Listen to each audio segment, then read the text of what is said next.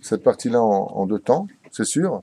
Mais pour répondre juste à ta question, il n'existe pas de grands personnages dans le judaïsme.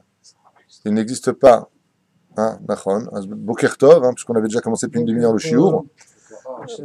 Shana Tova, Boker Tov, Boker Or, peu importe comment vous l'appelez. Donc juste pour quand même fournir ta question, il n'existe pas de grands personnages dans la Torah si on n'est pas capable de monter tout ce que nous sommes au nom du peuple d'Israël. D'accord? C'est le but principal. Celui qui vit dans son petit monde à lui personnel et que seul son Gan-Eden intéresse, et que ce qui compte pour lui, c'est que lui s'en sorte et que lui, il faut vérifier si sa mère, c'est pas une non-juive. C'est pas du sang de juif qui est dans son sang. Parce que la notion de la judaïcité, exactement. Il n'y a pas de grand dans la Torah si on n'est pas capable d'amener le peuple avec soi. Il n'y a pas de grand dans la Torah si on n'est pas capable de vivre avec son peuple. Il n'y a pas de grand en Torah si on n'est pas capable de prendre son peuple et de le ramener avec lui. Il y a un illustre personnage, pas que lui d'ailleurs, il faut en compter beaucoup, qui ont été capables de mourir pour le peuple d'Israël. J'ai nommé Rabbi David de Moshe, qui a été capable de s'enterrer vivant parce qu'un décret avait menacé les Juifs. Et il a dit à Dieu, prends-moi moi à la place du peuple d'Israël. Ça, c'est être juif. Ça, c'est être vraiment un homme de Torah. Comme Moshe Rabbeinu qui veut rentrer en Israël, mais qui n'oublie pas un détail. C'est qu'on ne quitte pas le bateau, t'as ton peuple avec toi, alors je reste avec eux. D'accord? C'est pour cela qu'il n'y a pas de teshuva possible si on n'est pas capable au niveau du prat, du détail de ma propre personne, d'abord de me soigner moi, mais une fois que je suis soigné, je suis comme un virus positif qui va donner, Bezrat Hashem, une guérison à tous les autres. C'est pour ça que si vous avez bien compris tout ce que je viens de dire depuis déjà une bonne demi-heure, et pour finir avec cela, quand tu fais tchouva en galoute, alors tu fais ta teshuva à toi. Quand tu viens en Eretz Israël, tu fais la teshuva du peuple d'Israël. C'est un enseignement du Rav Kook. Très important à retenir, de savoir que ici, quand on vient vivre sa teshuva en Eretz Israël, qui est le vrai combat, ici il y a du vrai Yetzer Hara beaucoup plus qu'en France, et ailleurs d'ailleurs, on dit le Zohar Kadosh, En Sitra Hara la Eretz Israël, il n'y a pas de Satan si ce n'est qu'en Eretz Israël, et d'ici, étant ses tentacules, on va dire, sur tous les autres pays. Aval, ici la teshuva, elle vient rejoindre le klal d'Israël. Ici, il y a le peuple d'Israël, et en France, il y a les communautés d'Israël. Enfin, en France ou ailleurs. Bezrat Hashem. Quelques mots sur eh bien, la Akeda de Yitzhak, Bezrat Hashem, qui nous permettront de mieux vivre, Bezrat Hashem, des événements pour chacun de nous dans notre vie, pour savoir, Bezrat Hashem, qu'est-ce que Akadosh Baruch Hu attend de nous. Alors, comme il nous reste très peu de temps, je vais malheureusement prendre des bribes. Alors, très brièvement, et en commençant tout de suite. Akadosh Baruch Hu ishtabach v'yitaleh shemo la'ad. Il demande à Abraham Avinu de passer par 10 épreuves qui sont énumérées, les unes après les autres à travers les parachiotes.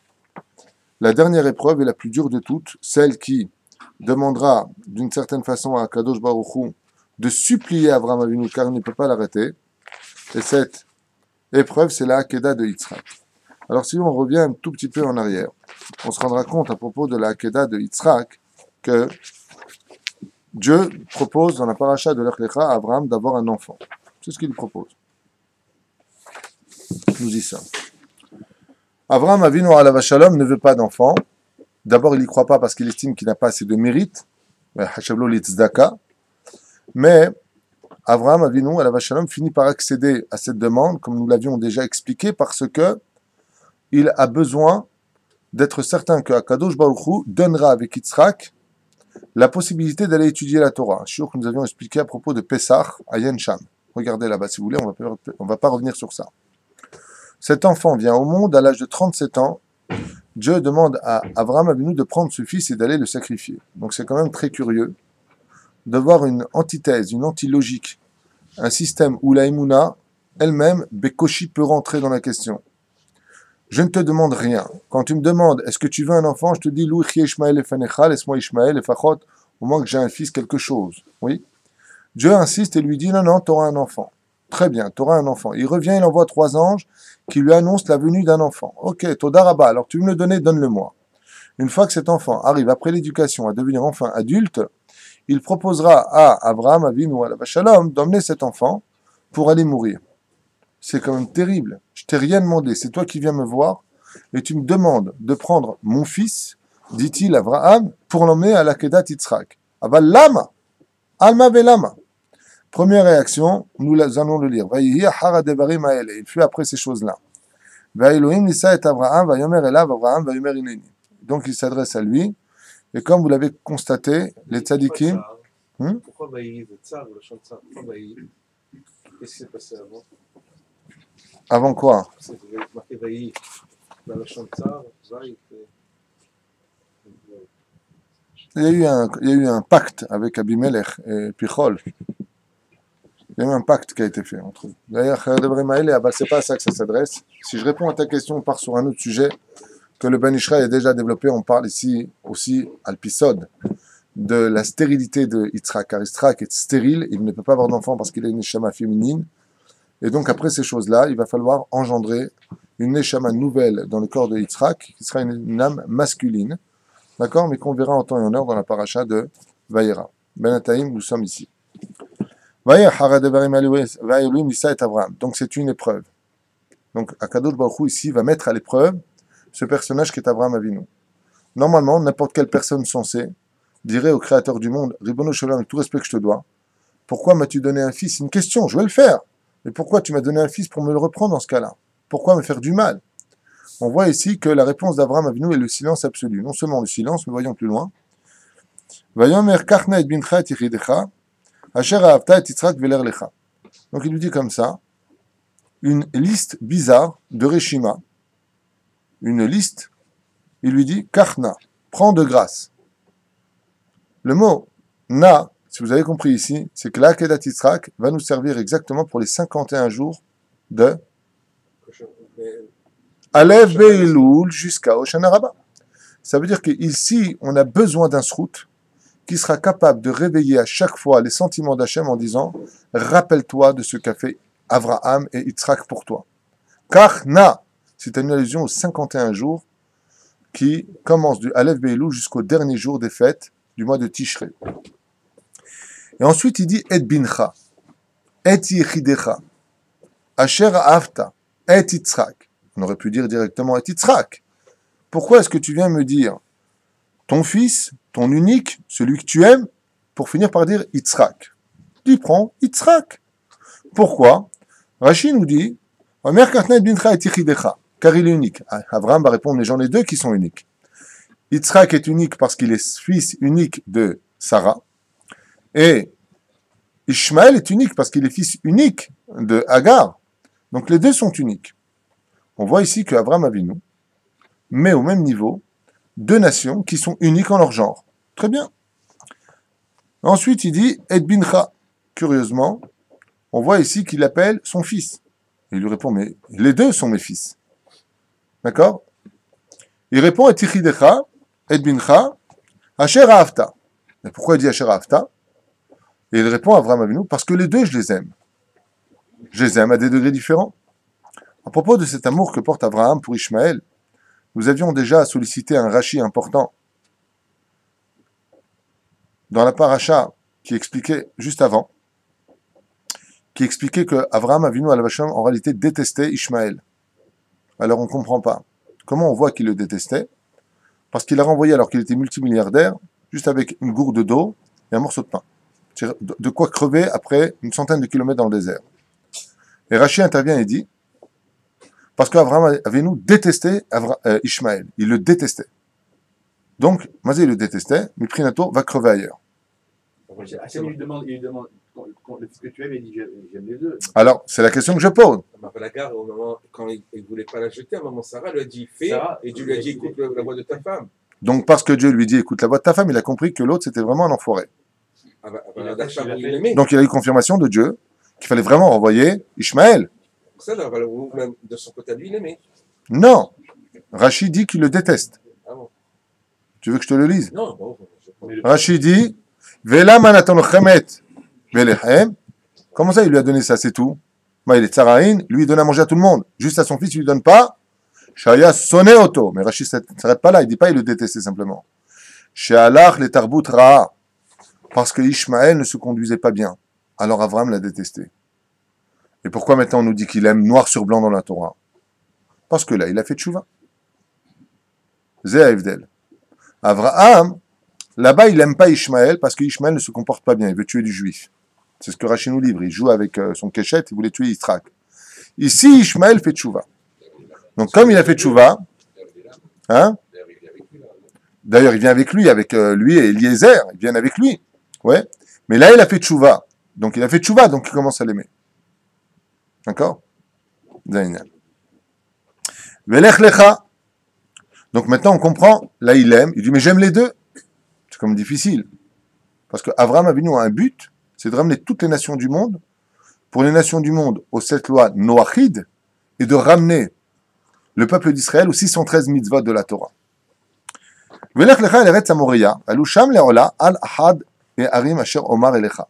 Vous savez qu'il y a 7 collines qui surplombent le Har Moria, qu'on appelle là-bas les Moria, ça veut dire en hébreu mort. Mort, mazé mort en hébreu, c'est des encens, c'est des odeurs. Yerushalayim, où j'ai eu le sroud de vivre 20 ans, et où j'irai revivre Be'ezrat Hashem tôt ou tard, eh bien, c'est une ville où il y a des encens, des psamim. Il fait bon vivre à Jérusalem. Je ne sais pas si vous avez remarqué, mais j'ai toujours cet événement incroyable que j'observe, et à chaque fois je dis, regarde. Quand tu remontes la montagne de Jérusalem, si vous observez le haut qui vous mène à Yerushalayim, vous avez une splendeur, une lumière que vous trouverez nulle part. Est-ce que vous avez déjà vu ça? Il y a une blancheur qui surplombe Jérusalem que tu ne vois nulle part ailleurs sur terre. Ce n'est pas une lumière de soleil simplement. Tu vois une émanation sur cette ville. Regardez, observez. À moins que vous soyez comme Ishmaël et Eliezer, je vous la pour Imahamor.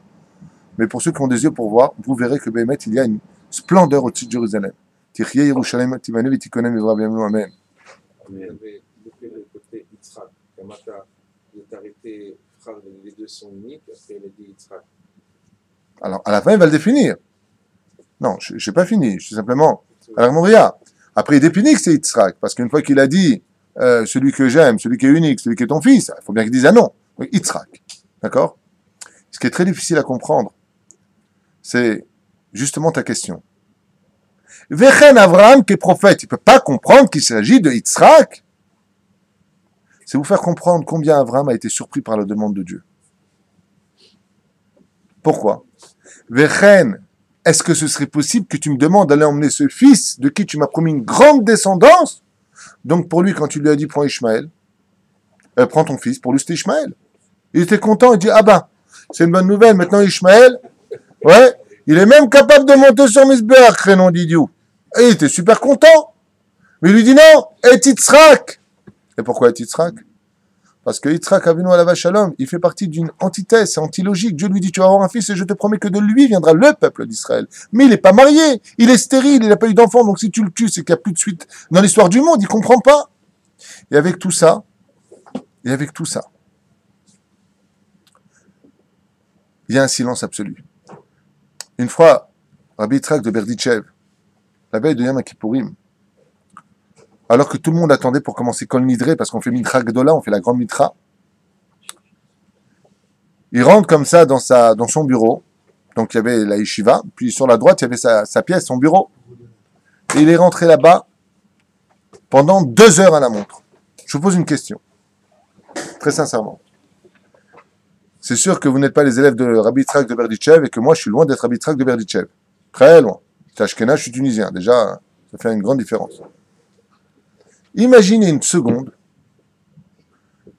très sincèrement, je vous la franche, que nous ayons notre Neshiva. Amen. Heureusement que tu es là. Hein. Amen. Ouais, en français aussi. Et que vous êtes tous présents. Donc imaginez qu'on soit 400 personnes dans la Beth Knesset. Et que moi je rentre dans mon bureau. Et pendant 2 heures, je suis là-bas. Et vous êtes pendant 2 heures en train d'attendre que je sorte. Qu'est-ce que vous faites après 10 minutes? Arabe? Bon, le mec, il est mort. Non, mais attends. Arabe! Bon, on ouvre la porte, et puis vous me voyez comme ça, assis. Vous faites quoi? Au bout d'une demi-heure, vous faites quoi? Au bout d'1 heure? À la montre?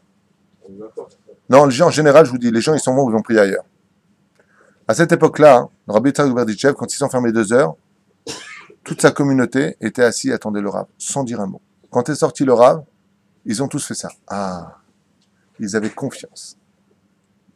Quand tu as confiance, tu n'as pas de questions à poser. Quand tu as confiance, par exemple, je viens, je te vois, je te dis, non, toi, tu montes Razan avec moi toute la fête, d'accord? Blinéder, tu montes avec moi. Tu viens pour monter, je te dis non, pas toi, toi tu montes. Comment ça? Tu m'as dit je monte. Pourquoi tu me changes? Ah, je pars à où, hein? Tu vas t'asseoir, tu dis le Rav, c'est ce qu'il fait. Ça, c'est fort. Avraham Avinu fait partie de ces gens-là. Il fait partie de ces gens qui ont compris que quand il y a de l'aïmouna, il n'y a pas besoin de questions. Et il fait partie des gens qui ont compris que quand il n'y a pas d'émouna, il n'y a pas de réponse. En d'autres termes. Les klalim de l'chassidut très connus.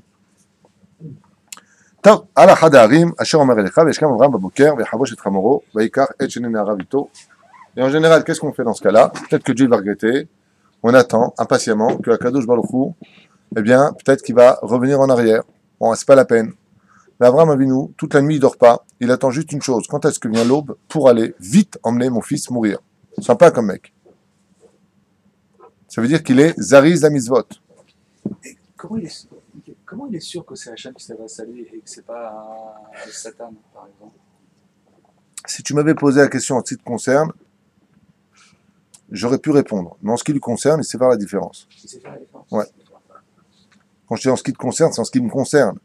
Et c'est pas une stupide question que tu poses, c'est une excellente question. Par exemple, il y a des gens qui croient rêver de grands rabbinim alors que c'est simplement des shindalettes qui sont déguisés, qui se moquent de lui, tu vois.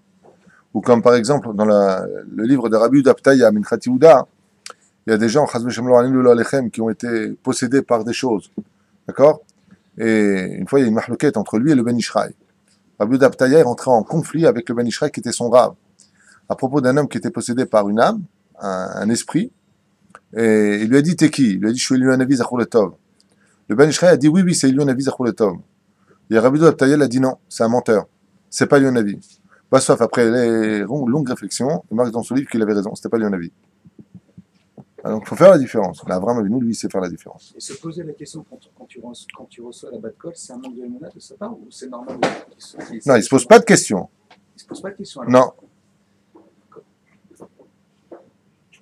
Il sait que c'est Dieu, mais il ne se pose pas de questions pourquoi Dieu lui demande. C'est tout, c'est pas compliqué. Top. ואת יצחק בנו ויבקע הצעולה, ויקום וילך על המקום, ובשת פסה, ביום השלישי ויישא אברהם את עיניו, וירא את המקום מרחוק, au troisième jour, il a levé les yeux et il a vu cet endroit au loin. Je suis obligé d'avancer, il y a plein de choses à dire ici qu'on viendra. Il a vu Ko. Il a vu Ko. Tu me demandes ce qu'il a vu, je te réponds. Il a vu Ko. Mazeko, dis-moi Mazeko. Mazeko, c'est le nom de la Shekhinah. Il a vu Ko. Ça veut dire il a vu la Shekhinah au-dessus d'un endroit précis. De là, on a un enseignement, tout celui qui est trop matérialiste dans ce monde ne verra jamais la spiritualité. Donc, Hamor, il dit à Ishmaël et à Eliezer, asseyez-vous avec les ânes ici, parce que vous n'êtes que des gens qui appartenaient au monde de la matérialité. Vous n'êtes pas capables de voir au-delà de la Shrine. Voilà, c'est marqué ici. Nous allons jusqu'à Ko. Vous avez fait un cours il y a 2-3 jours sur la force de la Ishtachavaya. Les Chachamim, ils disent ici que le fait qu'il soit parti pour se prosterner devant Hachem, c'est considérer la Ishtachavaya comme une soumission absolue de soi-même. La Gemara dans Brachot nous donne un autre terme. Il dit, comment tu peux dire, alors que Dieu te demande d'aller le tuer, je vais moi avec le jeune, en parlant de son fils, et nous revenons ensemble. De là, la Gemara nous dit, fais attention.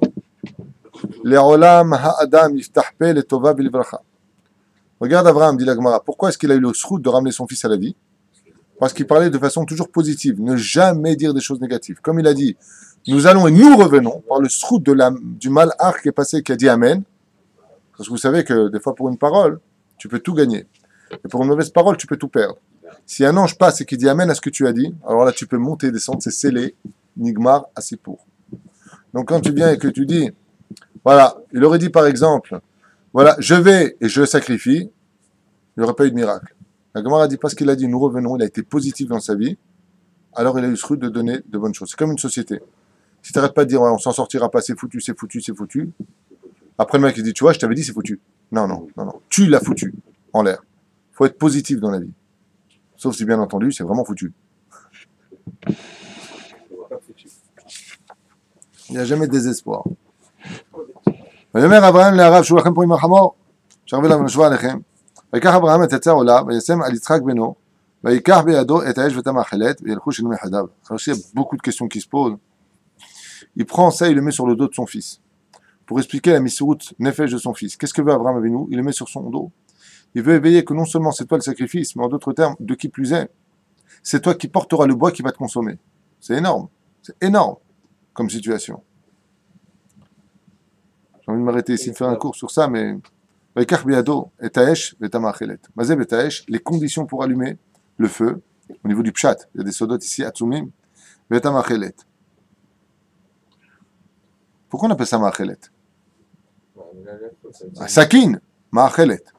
Omer Rashi Akadosh, al shem sheochelet et abasar, kema de tama, lechabit ochal basar. C'est un couteau qui, comme si il mangeait la viande lui-même, fait la shrita. כן, שמחתשת בשר בלאכילה. דבר אחר, זאת שנקראת מאכלת על שם שישראל אוכלים מתן שכרן. וילכו שם יחדיו.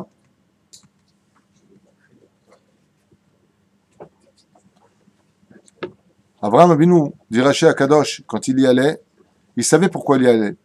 Donc Abraham Avinu est parti là-bas, Besimcha ou Betuv Levav. Mais Yitzhak il y va, il ne sait pas pourquoi. Qui est le plus grand des deux? Bien sûr. Pour qui est l'épreuve? C'est la 10e épreuve de Yitzhak ou d'Abraham? D'Abraham, avec Yitzhak, il est dans l'épreuve aussi parce qu'il est un Yitzhak, il est bien d'Abraham. Parce qu'après, il le sait. Voilà. Alors ici, on a quelque chose d'important. Dans cette histoire, l'épreuve appartient à un homme qui s'appelle Abraham Avinu. La 10e épreuve d'Abraham Avinu. Et quand on parle de cette épreuve, on la met au nom de qui? De Yitzhak. Akedat Yitzhak. C'est ça, Akedat à lui. Donc l'épreuve, elle est pour Abraham ou elle est pour Yitzhak? Elle est pour les deux. Seulement la vraie Messirut Nefesh, on l'a relié à qui ici? À Yitzhak. Et pourquoi on l'a relié à Yitzhak? C'est ce qu'il dit Rachid. Qui est Abraham Yodéa? Abraham, lui, il sait pourquoi il y va. Mais Yitzhak, lui, il ne sait pas pourquoi il y va. Et il y va avec le même tempo que Abraham Avinu. Il a une totale confiance en la décision de son père et de son rab. C'est Abraham Avinu, qui sert Hachem. Il sait que dans ce monde, il n'y a pas de hasard. Et s'il doit y aller, il y va de tout son cœur. Seulement, il y a une différence. Viens avec moi et tu sais pourquoi. Viens avec moi et tu ne sais pas pourquoi. Le pire, c'est que tout ce que tu portes va influencer sur toi des conditions de doute. Regardez la suite. V'yemer Abraham. V'yemer Yitzhak el Abraham, v'yemer Avi, v'yemer Ineni Bini. Il l'a appelé, il lui a dit, je suis là. V'yemer Inesh v'yitzim v'yah aseh leolam. Il dit, mais d'accord, je veux bien tout ça. Je vois le feu, je vois le bois. Donc, qu'est-ce qu'il est en train de lui dire? On sait qu'on va faire un sacrifice. D'accord? V'yemer Abraham Elokim ir elo aseh beni. Il lui dit, t'inquiète pas, Dieu, il pourvoira. C'est comme terrible comme nouvelle. D'accord? Là, il a compris. Dieu, il pourvoira, il est. Si tu es digne de monter sur le Misbéach, alors ce sera toi. Et qu'est-ce qui est marqué d'un coup? Ils sont partis maintenant, les deux ensemble. Dès qu'il a eu la connaissance que c'est lui qui allait mourir, pour Dieu, il est parti avec la même joie intense que son père. Donc un père part très heureux de tuer son fils, et le fils part super heureux de mourir pour Dieu. ויבואו אל המקום אשר אמר לו אלוקים, ויבן שם אברהם את המזבח ויערוך את העצים ויקוד את יצחק בנו וישם אותו על המזבח ועל העצים. Résultat des courses, il installe là-bas, ils sont arrivés. וישלח אברהם את ידו, ויקח את המאכלת לשחוט את בנו. Donc il a pris son fils, il l'a attaché sur le misbéach. Comment est-ce qu'il l'a attaché? Avec 7 tours. Pourquoi 7 tours? Contre toutes les sphirotes. Car l'Akedat Yitzhak équivaut à toutes les réparations. Chesed, Givurat, Tiferet, On, Netzach, Yesod, Malchut. Comme les tefilines. Exact. Mais les tefilines qu'on met, c'est par rapport à l'Akedat Yitzhak. Le matin, on vient s'attacher à Dieu avec Messirut Nefesh, c'est-à-dire le don de soi. Quand on met nos tefilines, ça rappelle constamment tous les matins l'Akedat Yitzhak. C'est pour cela que dès qu'on a mis le tefilines, qu'est-ce qu'on lit? Vayehi à l'Akedat Yitzhak. Tous les matins, au lieu que ce soit Yitzhak qui monte sur Mizbeach, c'est votre bras qui est pris. Et regardez en Remes comment c'est marqué dans la Torah. Vaishlach Abraham et Yado. Il a envoyé sa main, c'est une allusion au tefilin. Et ce qui monte sur Mizbeach, c'est ça. Parce que j'ai lu aussi que Yitzhak lui a demandé qu'on lui attache ses mains.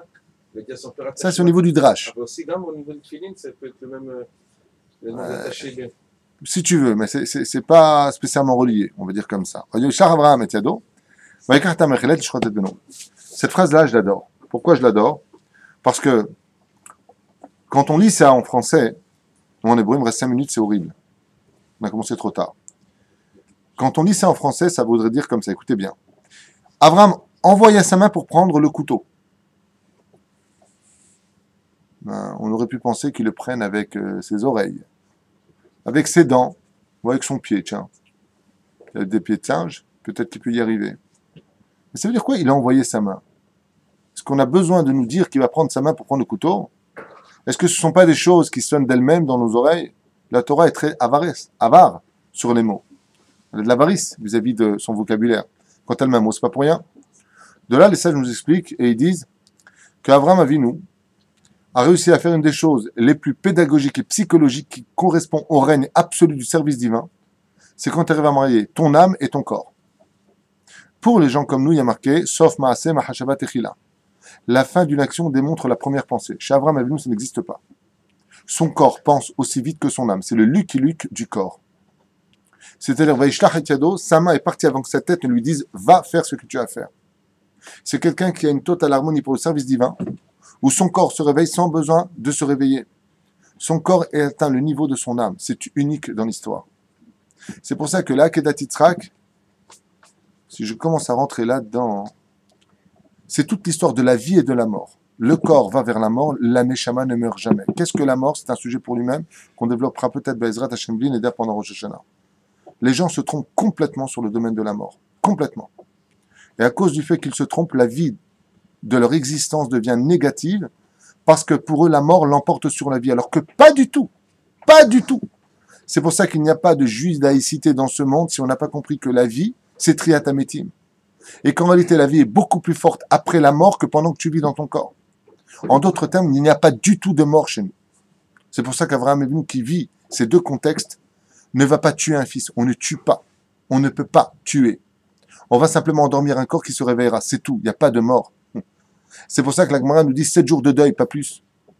Ouais, 7 jours, 30 jours, 1 an. Et après, et si tu pleures plus, c'est que tu n'as rien compris. C'est que tu vois, il y a des gens qui portent des robes noires toute leur vie durant. Mais ils n'ont rien compris, ces gens-là. C'est-à-dire que pour eux, la mort est plus forte que la vie. Donc, qu'est-ce que ce sont? Ce sont des gens qui ont vécu comme des vivants, qui attendaient la mort. Alors que toute notre existence à nous, c'est une parenthèse importante, vas-y, c'est frère Chaim vemetim iftahim lefanecha. Il n'y a pas de mort chez nous. Qu'est-ce qu'on attend? Triat Hametim. Le tzaddik, il n'a pas besoin de Triat Hametim. Le tzaddik a besoin aussi de Triat Hametim. Si sa neshama, elle ne revient pas. Sa neshama revient pour Triat Hametim. Triat Hametim, c'est pas une réincarnation.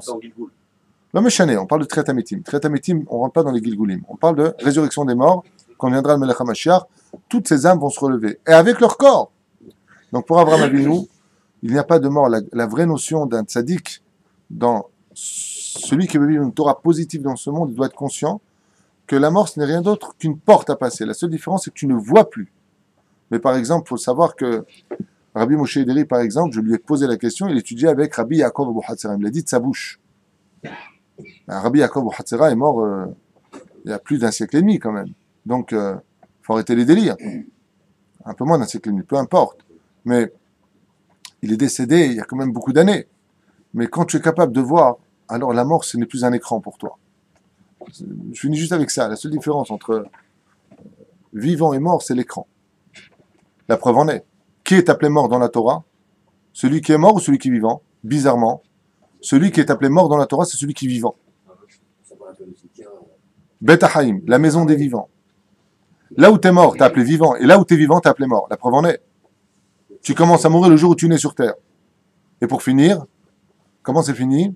Rechaim Behayem Kurim Metim. Les Rechaim de leurs vivants sont appelés morts. Truc de fou. Parce qu'en réalité, la vie et la mort n'ont rien à voir avec ta vision des choses. Si Chaz Veshalom, la mort existe à tes yeux comme toi tu le comprends, c'est que la vie est un échec. Ce que je vous dis est très fort et très puissant. J'espère que vous arrivez à le comprendre plutôt que moi j'arrive à être clair. Il n'y a pas de mourir, ça n'existe pas. Tu viens de repère de ton beau-père, ton beau-frère, pardon. Okay? Tu n'as pas dit ton beau-frère. Alva Shalom, d'ailleurs, pour qui je dédie ce shiur, Shalom ben Simcha, qu'il a beaucoup de Simcha dans les cieux. Eh bien, lui et tous les métés Israël, à la veille de Rosh Hashanah, c'est parfait de le faire. Il n'est pas mort. Il est simplement quitte de sa venue dans cet étui qui était son corps. C'est pour ça qu'on dit Niftar, qui veut dire en hébreu. Exactement, qui veut dire En français, Les quitte. 600 000 quitte. Vous savez, c'est quoi vivre sur Terre? Je sais, on dit bon, c'est quoi? Imaginez quelqu'un donne de l'argent à quelqu'un d'autre. Il dit, il est où? Il est là-bas. Le mec, il va jusque là-bas, dans la pièce d'à côté, pour payer sa dette et il revient. Vivre dans cette histoire de l'humanité, c'est exactement ça. Quand on vient dans le corps, on vient payer une dette, après on revient dans sa pièce. Le mec, imagine, tu es là, je dis, Maurice, va payer ta dette que tu dois à telle personne. Tu vas jusqu'au fond, dans l'autre pièce, et je dis, le mec, pas toi, Haz Shalom, le mec, il est mort. Il dit, pourquoi je le vois plus? Il est dans l'autre pièce. Est-ce qu'un mec est mort parce qu'il est dans une autre pièce? C'est débile! Ne pense pas comme ça. Parce que sinon, si Haz Shalom, vous avez cette Torah-là de vie et de mort et patati patata, et vous voyez le désespoir, c'est quoi un homme qui se suicide? C'est un homme qui est persuadé que la mort est une réponse à sa vie, alors que pas du tout. La vie et la mort ne font rien d'autre qu'une seule pièce. C'est marqué dans la 17e Mishnah du 4e chapitre de Maseret Avot. Aolam hazeh domé les prosdor bifnei olam haba. Ce monde ressemble à un couloir du monde futur. Mais le couloir, il appartient à une pièce séparée ou il appartient à ce qui appartient à la même pièce? C'est la même pièce. Donc vous voyez que la vie et la mort ne font qu'un. Donc c'est pour ça que ici la Kedat Yitzhak va nous faire comprendre que toute Messirut Nefesh, c'est-à-dire tout don de soi que nous faisons, n'est rien d'autre qu'une ascension vers un monde élevé qui appartient dans notre monde à nous. Est-ce qu'on a le Olam Haba dans ce monde? Oui, c'est Shabbat Kodesh. C'est le prosdor qui mène au monde futur. Mais en Olam Haba, aïe aïe aïe, la chanson qu'on chante pendant Shabbat Kodesh si vous êtes tunisien. Et alors, c'est Ashkenaz, hein, pour ceux qui n'ont pas d'humour. Avraham Avinu alav shalom, lui, il est unique et un dans tout. Il est unique et un dans tout. C'est pour ça qu'Akadosh Baruch Hu est unique. Ata echad b'shimcha echad. Comme Dieu est unique, donc il englobe la globalité du monde et il est unique partout. C'est-à-dire que Dieu est absolument partout. Parce que son unité unifie sa création. Memalet kol haaretz birvodo. Donc Dieu est aussi bien dans la vie que dans la mort. Tu n'as pas besoin de mourir pour aller rencontrer Dieu. Ça, c'est une théologie qui n'appartient pas du tout à notre Torah. Quand tu veux rencontrer Hachem, vraiment rencontrer Hachem, faut surtout être vivant dans ton corps. Et surtout pas après. Parce que qui t'a dit qu'après tu le verras? Même si, bien sûr, j'entends déjà des voix qui disent de loin Ki lo yir'ani adam b'chai, tu ne verras pas de ton vivant. Mais de quoi est-ce qu'on parle? On parle de la Shrina. Avant de voir Hachem, c'est dans ce monde. Elokim ir'e. Tov. Vayikra el malach Hachem il hashamayim, vayomer Abraham, vayomer Eleni. Alors là, on comprend rien. Alors là, on comprend rien du tout. Et je finirai avec ça pour vous libérer aujourd'hui. Cette petite parenthèse de la Kedat Yitzhak, avec une petite histoire pour finir Bli Neder. C'est qu'on a un dialogue, et on a ici un trait bizarre qu'on appelle Pasek.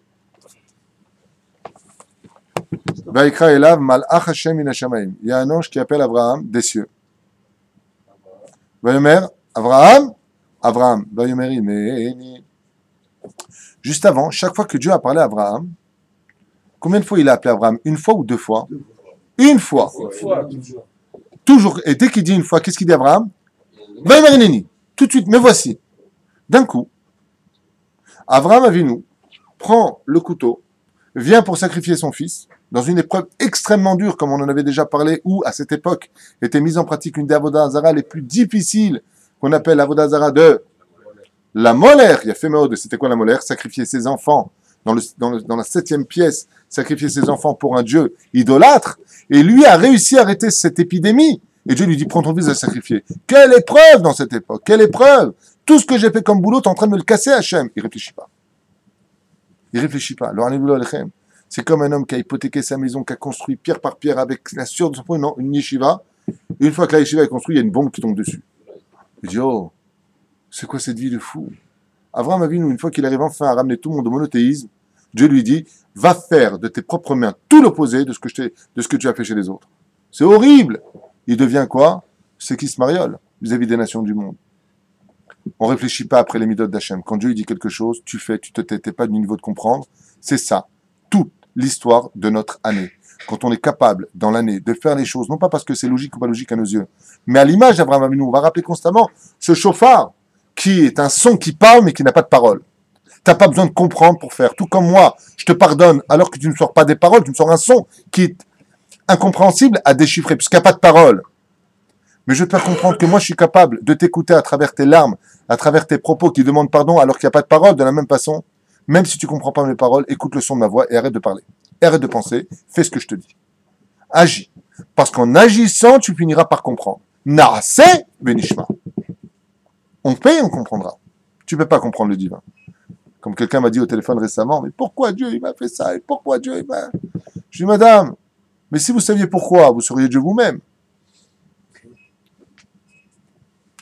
Laisse-le à sa place. T'es là, il est là. Toi, tu veux ça? Tu veux le voir? Tu veux le comprendre? Fais-toi une statue alors. Vous voyez ce que je veux dire? Ça, c'est...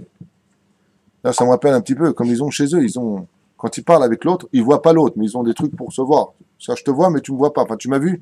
Enfin, je t'ai vu, quoi. Mais on s'est pas vu. Bah, sauf, il peut plus se voir. Alors, je finirai avec ça. Mazé, Abraham, Vermeneni. 2 fois le mot Abraham, il y a une porte au milieu. Qui a demandé à Abraham Avinu de faire la Hakeda? Qui? Reprenons le texte.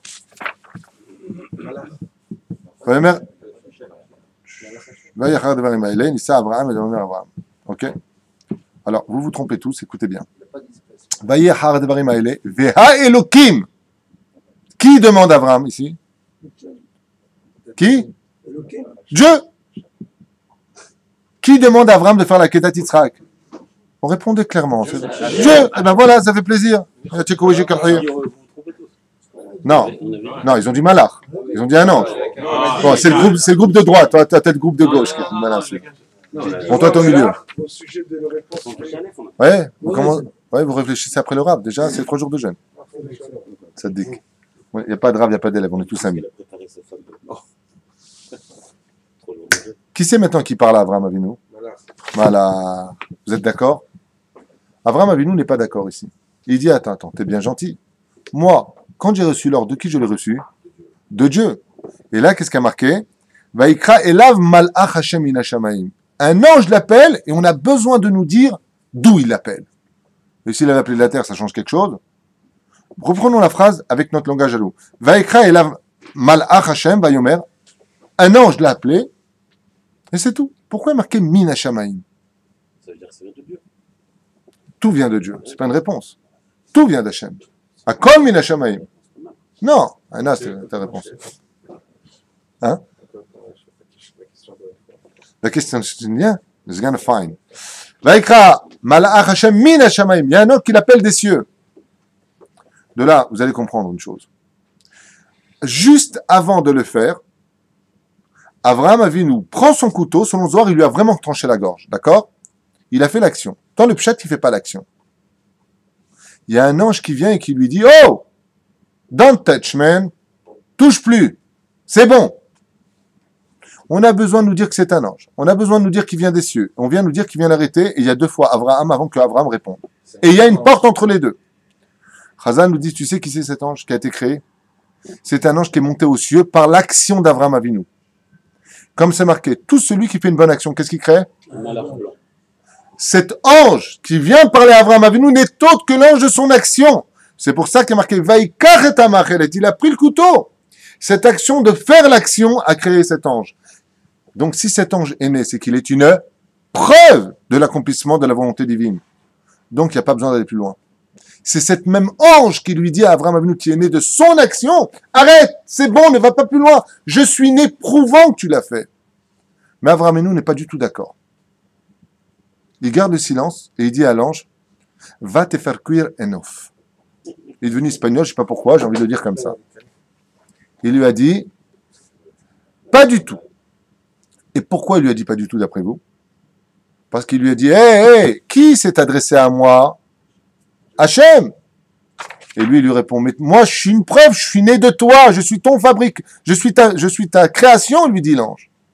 Tu m'as envoyé dans les cieux.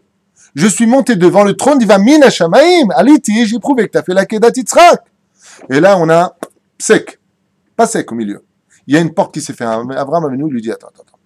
Moi, je prends pas les ordres de toi. Si c'était toi qui m'avais donné l'ordre, c'est bon. Mais c'est Dieu qui s'est adressé à moi. Donc, après ça, qui vient nous parler? Dieu lui-même. Abraham. Le premier Abraham s'adresse de qui? Ça vient de l'ange. Le deuxième Abraham, c'est qui parle? C'est Dieu. Et là, regardez la suite comme c'est beau. Car j'ai vu maintenant que tu étais Yireh Shamayim. Maintenant, j'ai vu que tu étais Yireh Shamayim. Cet ange qui est là. Car tu n'as pas hésité à prendre ton fils. Mais maintenant, j'ai vu que tu étais Yireh Shamayim.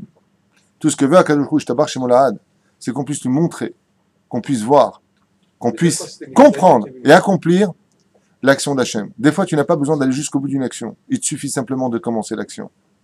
Des fois, c'était Midat Hadin qui est venu le voir. Nachon. Parce que c'est Midat Hadin qui va servir ici pour la Kedat Yitzhak. Et puis, on verra Blénéder dans un autre shiur. Qui était ce Haïl? Comment se fait-il qu'un Haïl, Alpi, Gemara et Alpi Alacha, il ne peut pas monter son musbar si elle est dépassée d'un an, alors que ce Haïl-là, c'est-à-dire ce bélier, a été créé Beben Hashmashot avec les 10 choses de la création du monde. Comment est-ce qu'il pourrait monter sur Misbéach? Et bien, mettre qui était ce Haïl? Et puis pourquoi Avraham Avinu, il a trouvé? Et puis pourquoi il marqué que ses cornes étaient encornées dans un buisson? Il y a tellement de questions qui sont marquées ici. Et pourquoi on n'a pas parlé de ce buisson avant qu'il n'apparaisse d'un coup? Tellement de questions, Bezrat Hashem. Et c'est pour cela que quand on veut... Hein? Il lui a quand même tranché. À qui? À Yitzhak? Ah, il lui a... Il paraît, ouais. Il revient pas avec lui pour les stèles de ça. Ouais, alors ça c'est une explication. Il était soigné d'Itzor à Kadosh pendant 1 an dans les cieux par l'ange Raphaël. Et après quoi? Hein? Alors justement, il y a des grandes questions. Ouah, tu réveilles des sujets là. Triat Ametim, effectivement, c'est qu'en réalité, tu poses des questions ici qui m'excitent au niveau de la langue. J'ai envie de te répondre très brièvement comme ça pour ta question. Il dit, mais alors, c'est Triat Ametim. Bien, c'est exactement ce que disent les sages, c'est ce que pensait Avraham Avinu. Avraham Avinu, quand il a entendu que Dieu lui demandait de faire la Kedat Yitzhak, il pensait que donc il était le Mashiach. Et il y a un sujet énorme à développer là-dessus. Parce qu'Avraham Avinu va ramener toute la terre au monothéisme.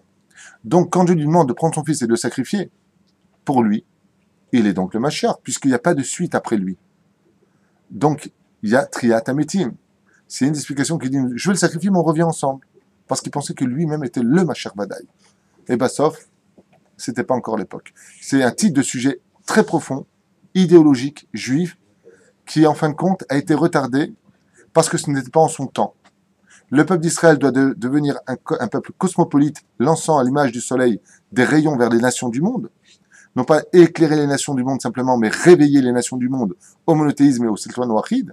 Mais de l'autre côté, nous devons d'abord nous concrétiser une boule scindée, hermétique, pour Bezrat Hashem se concrétiser, que juif se marie qu'avec juif, qu'on vive dans notre Torah, notre terre, notre peuple et notre Dieu, et à travers de cela devenir une émanation pour tous les autres. Avraham Avinu veut concocter un monde entier qui soit le magma du monde, alors que ça fait pas partie des plans divins, en tout cas pas pour l'instant. Mais à la fin des temps, Vatimala Reza Hashem, à la fin des temps, le ciel et la terre seront remplis de la connaissance de Dieu, et tout le monde étudiera la Torah, chacun à son niveau, et nous-mêmes deviendrons des Kohanim pour les autres. Israël deviendra la terre, Yerushalayim, ce sera tout Israël, la terre d'Eretz Israël pour elle-même, et chaque juif sera comme un Dieu pour les nations du monde d'une certaine façon, mais tout ça c'est réservé pour la fin des temps. Abraham Avinu a pensé une seconde, apparemment, selon les sages, que c'était lui le Mashiach Vadaï, donc en le tuant, il y avait Triat Ametim puisqu'il n'y avait pas de suite, et c'est ce qui s'est passé, mais ça s'est passé à l'échelle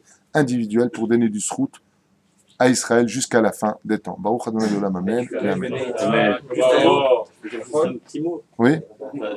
Par rapport à la Kedat Yitzhak, qui était la plus dure épreuve d'Abraham Avinu.